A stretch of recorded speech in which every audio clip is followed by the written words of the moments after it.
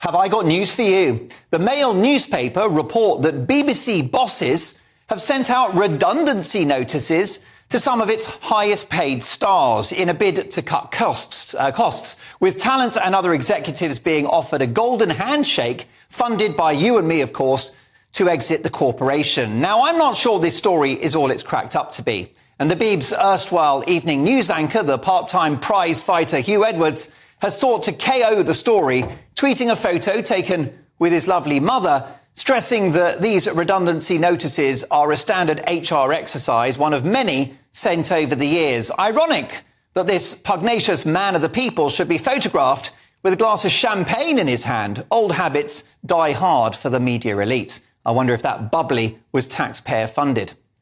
But the fact that well-paid stars like Hugh Edwards and his colleague Sophie Rayworth have laughed off this story speaks volumes in itself. Such is their lofty position within the closeted ivory tower of TV Centre. The message is clear. I've been offered voluntary redundancy, but I obviously won't be taking it. I hate to bring him up, but I wonder whether Saint Gary Lineker will be receiving such an invitation to stand down as well. His departure would certainly save the organisation a few quid, given that it takes over 8,000 licence fee payers to fund his annual salary of £1.3 million just to talk about football. Now, I've got no problem with Saint Gary making that money in the private sector, but don't make us pay for it. Most of these stars are on 6- and 7-figure salaries, which I doubt they would get elsewhere. They certainly wouldn't get it here. I haven't even got a makeup artist, and let's not even go there with the hair.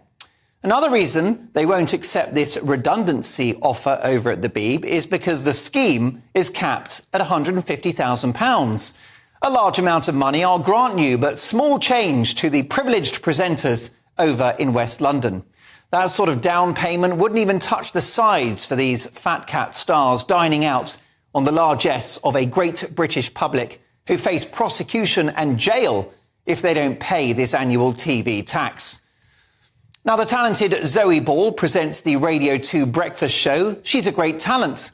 But can her salary of just shy of £1 million a year to play records on the radio really be justified? £1 million a year, particularly given the fact that the guy who followed her in the mid-morning slot, Ken Bruce, was on half that money with a bigger audience and who was allowed to leave the corporation. Ken Bruce was on half the money of many of these BBC stars, but was twice as good. This guy had the biggest radio show in Europe. Was he allowed to leave because of his age and the BBC's obsession with getting young viewers and listeners, which, by the way, is a futile exercise? You tell me.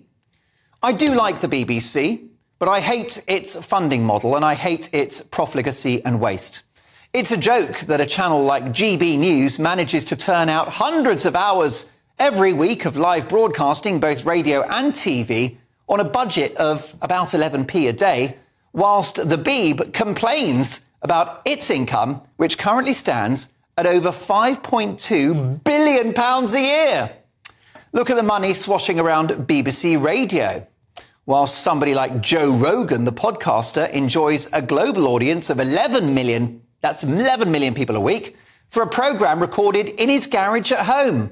But the Beeb can't put out a radio show without a battalion of producers. And it's not just the overstaffed shows or the wildly overpaid talent. It's the army of pen pushers and Armani-suited middle managers with school fees and skiing holidays to pay for that are part of this extraordinary state-funded gravy train. The BBC has a great legacy. It's a globally recognised news brand with a jaw-dropping back catalogue of classic comedies, documentaries, films and drama. And notwithstanding the woke finger-wagging storylines of shows like EastEnders and Doctor Who, the clear anti-Brexit bias, the endless Britain bashing and the one-note pro-lockdown pandemic coverage, the organisation is still responsible for thousands of hours of great work online, on the radio and on TV. But they could do it at a fraction of the cost, and now they must.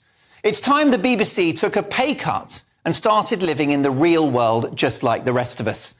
The BBC is becoming the weakest link and is paying far too much money to pointless celebrities.